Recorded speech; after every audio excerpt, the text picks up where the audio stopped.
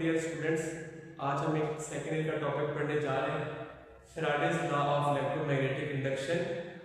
ये एक बड़ा इंपॉर्टेंट क्वेश्चन है। सबसे पहले हम इसकी स्टेटमेंट की बात करते हैं कि इसमें जो माइकल फैराडे है वो क्या कहना चाहता है। तो इसकी स्टेटमेंट सबसे पहले लिखते हैं, the average induced EMF in the conducting coil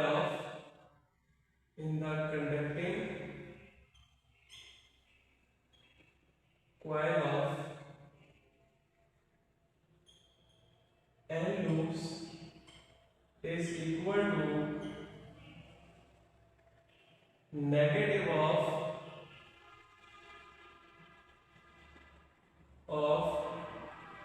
rate of change of magnetic flux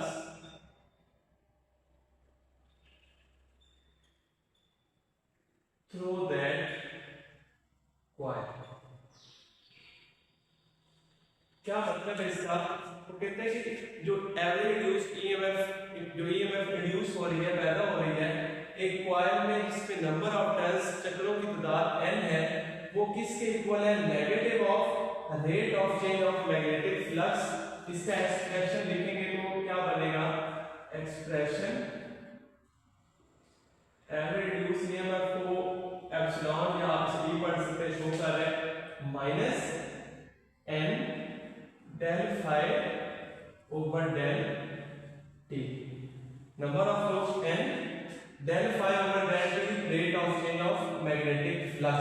अब आप इसे पढ़ेंगे तो average induced EMF in the conducting coil of n loops is equal to negative of rate of change of magnetic flux। तो statement समझ आपको आ गई। इसके बाद हम बात करते हैं, अगर ये वाला जो कंडक्टर जिसका गैल्वानोमीटर से डिस्टेंस x1 था, यहाँ पे ये था, और यहाँ से अगर हमने इसको मूव किया और अब इसका डिस्टेंस जो है वो गैल्वानोमीटर वाली लाइन से x2 है, तो जो इसका डिस्टेंस इंक्रीज हुआ है वो इस टोटल में से इसको माइनस कर दें तो वो बनता है delta x which will be equal to x2 minus x1। तो अब आप इसकी एक्सप्लेनेशन क्या लिखेंगे? Explanation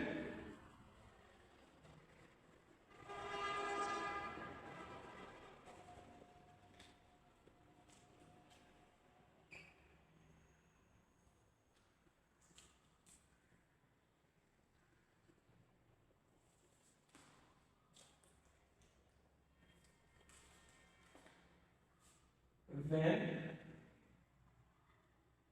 conductor of length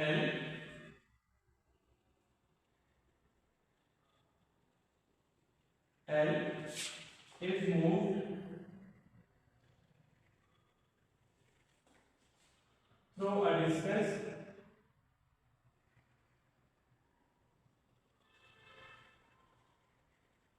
delta x अब आपके पास इस इक्वल आ गया x2 माइनस x1 के इक्वल, x2 माइनस x1 के इक्वल। अब बात करते हैं कि यहाँ से यहाँ तक मूव करके जाने के लिए जो इसकी वेलोसिटी थी, जो इसकी स्पीड थी, वो किसके बराबर है? अब आपने पढ़ा हुआ है equal to vt, v is equal to होता है s ओवर t। अब यहाँ पे जो डिस्टेंस है वो किसके बराबर है? डेल्टा x के। तो वेलोसिटी आप लिख सकते हैं, वेलोसिटी या speed of rod, velocity is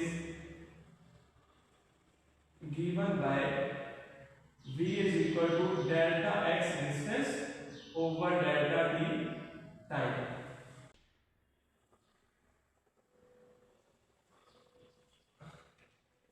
अब मोशनल ईएमएफ हम पढ़ चुके हैं। मोशनल EMF is given by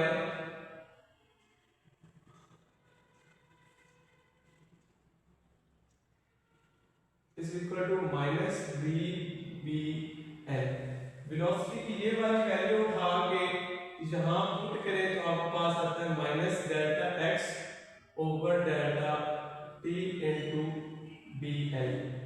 अगर इसको मैं थोड़ा सा चेंज कर दूं इस इक्वेशन को, B को पहले लिख लूं डेल्टा x और L को इकट्ठा लिख लूं तो मल्टीप्लाई हो रहा है, इससे कोई फर्क नहीं पड़ता।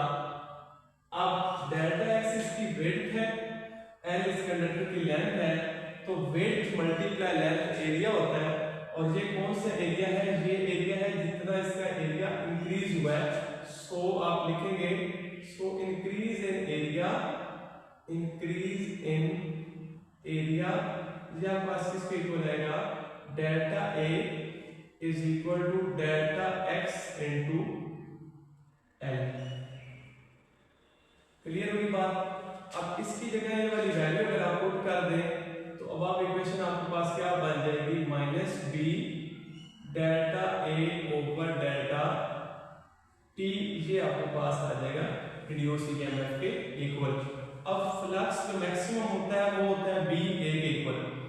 अब अगर आप डेल फाई लें तो फ्लक्स चेंज हो रहा है, तो बी और ए में से किसी एक चीज का चेंज होना जरूरी है। तो यहाँ पे क्या चीज चेंज हो रही है? ए चेंज हो रहा है, तो यहाँ पे बी डेल ए की जगह क्या आ जाएगा? Del phi. तो minus del phi over del T आ गया आपके पास।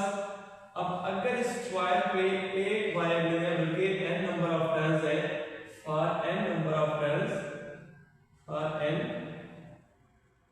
नंबर ऑफ लूप्स या टर्न्स, इधर क्या हो जाएगा? n इस इक्वेशन से मल्टीप्लाई हो जाएगा minus n del phi over del T. ये आपके पास फैराडे लॉ का फार्मूला जो है वो प्रूव हो गया। अब आपने देखा इस फार्मूले में नेगेटिव साइन आता है। वो नेगेटिव साइन क्या है कि ये जो इंड्यूस ईएमएफ हुई है ये उस काज को अपोज कर रही है जिसकी वजह से ये पैदा हुई है। इसको एक्सप्लेन किया था लेंसेज ने। नेक्स्ट हमारे पास वो लेंसेज लॉ का टॉपिक है, उसमें हम इसको डिस्कस करेंगे। नेगेटिव साइन है इसका क्या मतलब है। अगर आप इस चैनल पे नए हैं तो इसको लाजमी सब्सक्राइब करें।